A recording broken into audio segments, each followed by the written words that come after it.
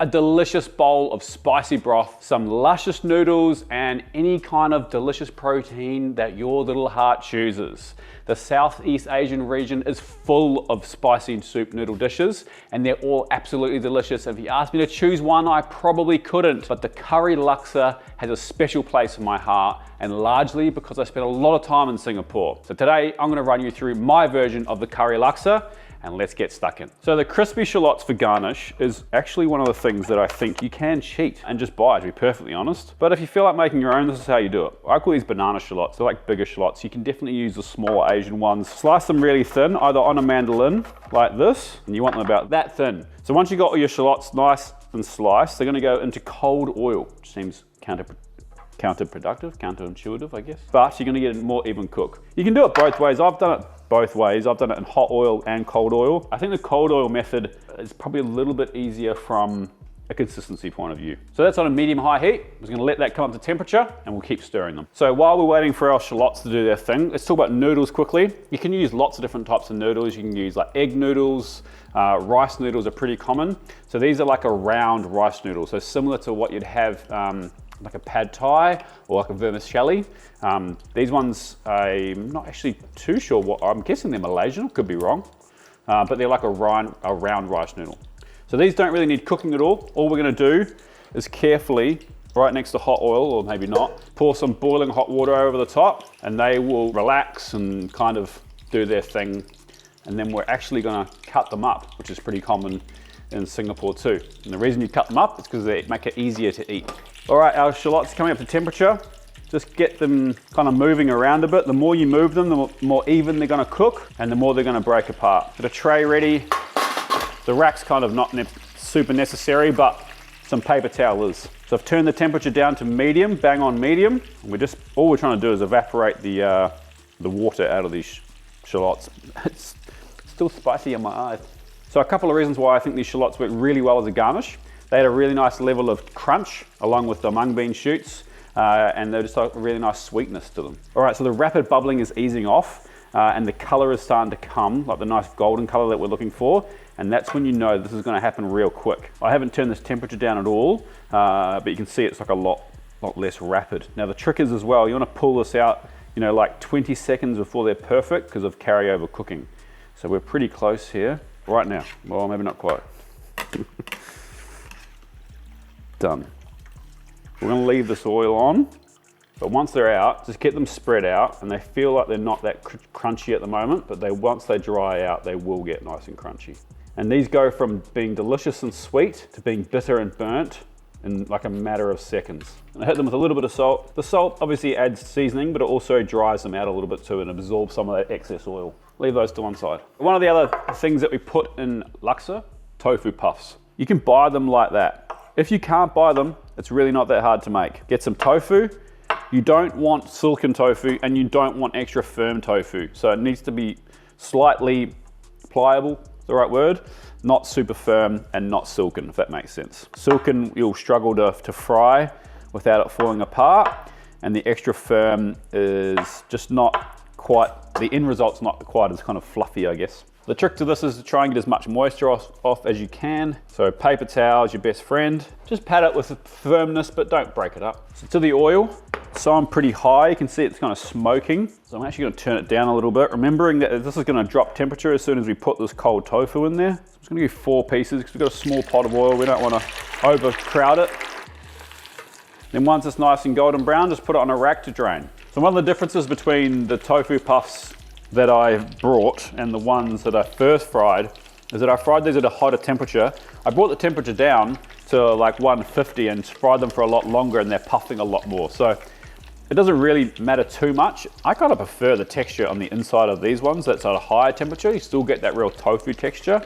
But if you want it to puff like the store-bought ones, bring your temperature down to like 150 degrees and fry them for probably a good 10 to 12 minutes. My issue with that second method, I find they get greasier.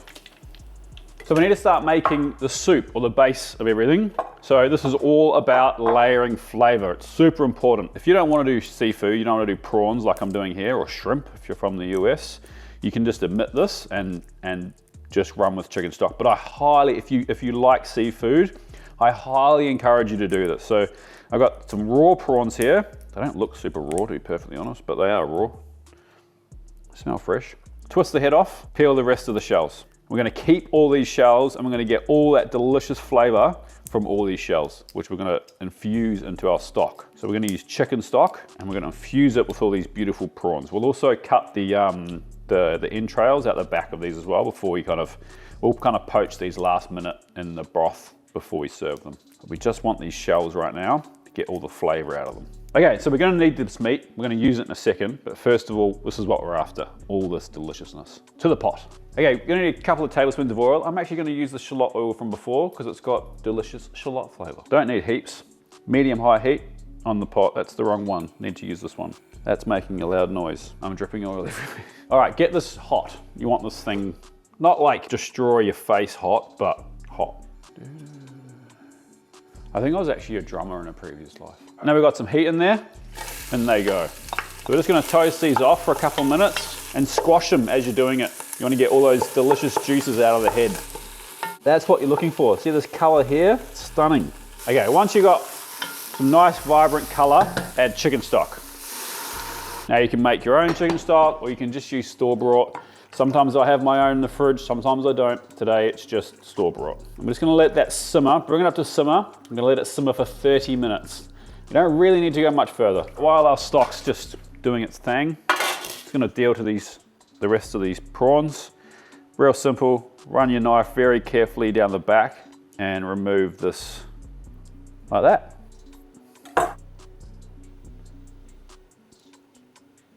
And while we're here, we'll just slice this chicken. So chicken thigh, bone out, and I like them in pretty small pieces, something like that. Okay, it's time to start building the curry paste. And I've got a secret, it's not really a secret, I'm making a video about it.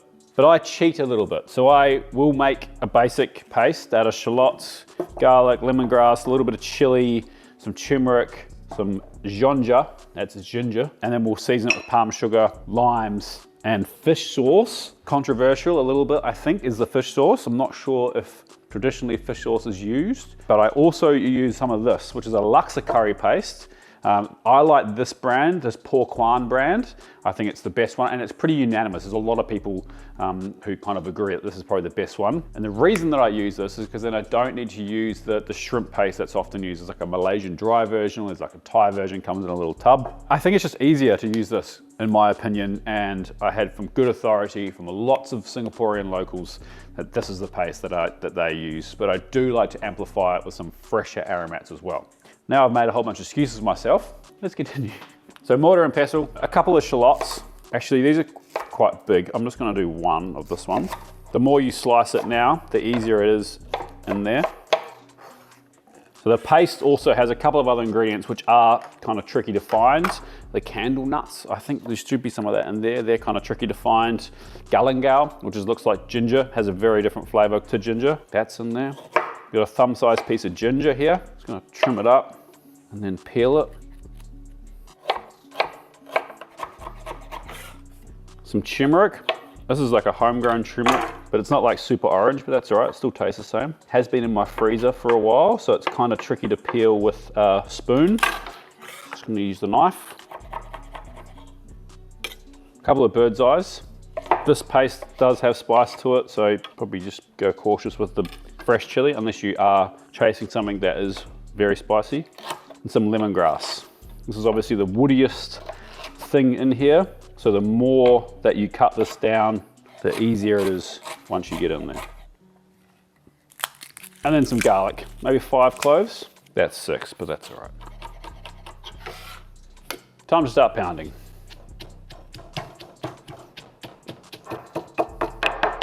All right, so that's what we're looking for. Now you can go as fine as you want really, but I don't mind it with a little bit of texture in there. And you can use a food processor if you really want. Now I prefer to use this if you have the time and the energy. So we just need to pass our stock now, and then we'll start building the actual soup. Stock's been going for about 40 minutes actually. I'm just gonna pass it here.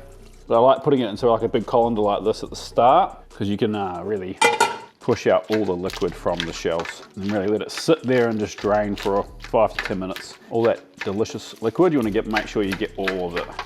All right, time to start making the actual soup. We just about died. So you got a pot, it's probably a little bit bigger than I needed, but it'll do. Over a high heat, I'm gonna add a couple of tablespoons of oil. This is more of that peanut oil from the shallots before. So let that get hot. Pan's hot. First of all, we're gonna add our little flavor enhancer. So we're gonna add quite a lot of this other paste. I'm gonna use like half the jar, save that for another one. Now we're just gonna cook this for a good 7 to 8 minutes. You can't really leave it. You'll be stirring it the whole time. This will catch really quickly, so it's really important that you don't walk away from this.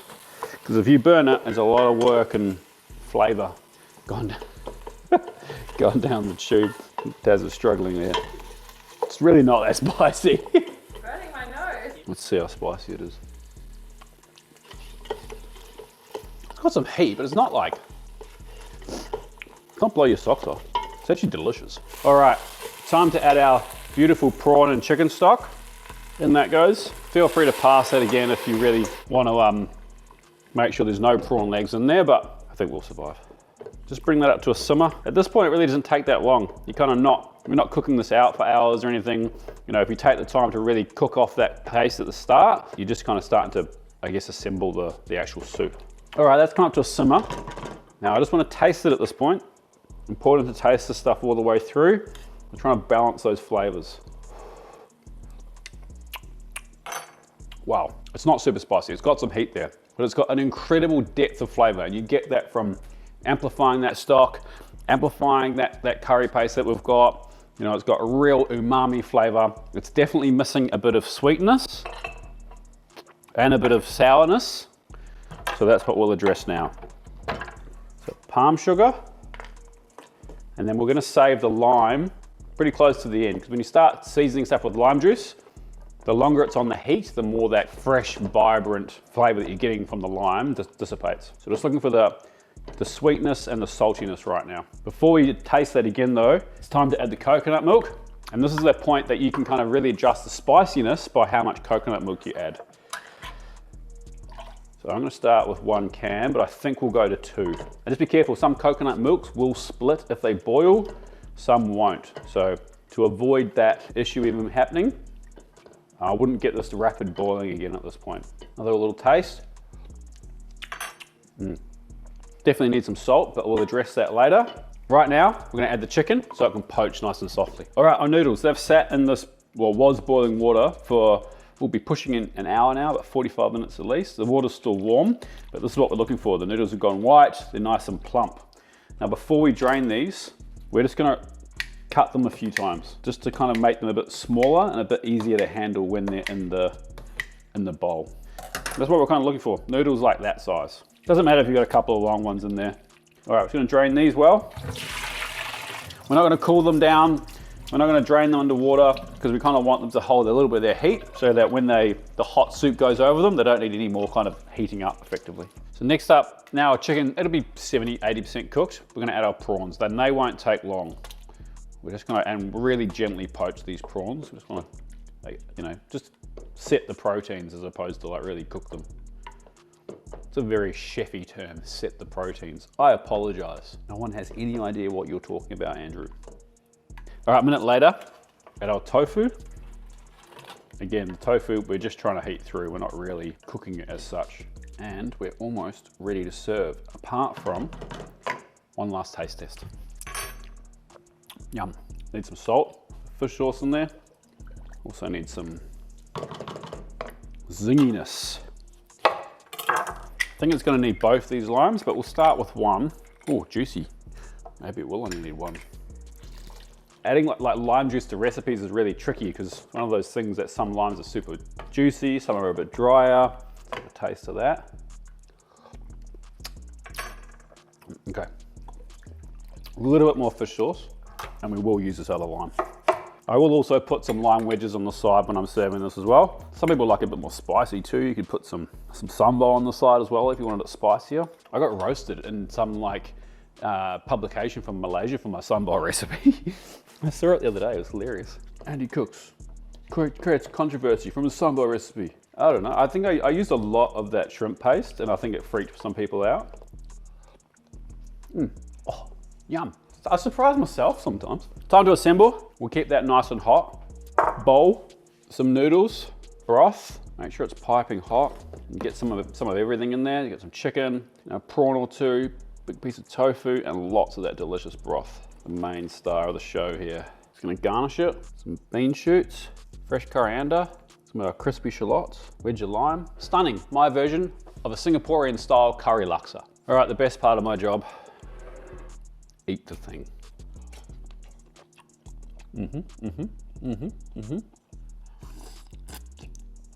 It's really well balanced. You know, as a dish, it's got all the components you're looking for. A little bit of spice, a little bit of sweet, lots of salt, lots of savory, lots of umami, and then the textures that go along with it. Those nice kind of slightly chewy noodles, you know, the proteins that are like perfectly set. I don't know why I keep using that word. Perfectly cooked. You know, they're not overcooked. And the fresh herbs and the crunchy shallots. What is not to like about this dish? Anyway, legends, I'm gonna go enjoy the rest of this dish. Thank you so much for watching. Like this video if you took anything from it, subscribe if you're not, and we'll see you next week for another recipe. Peace.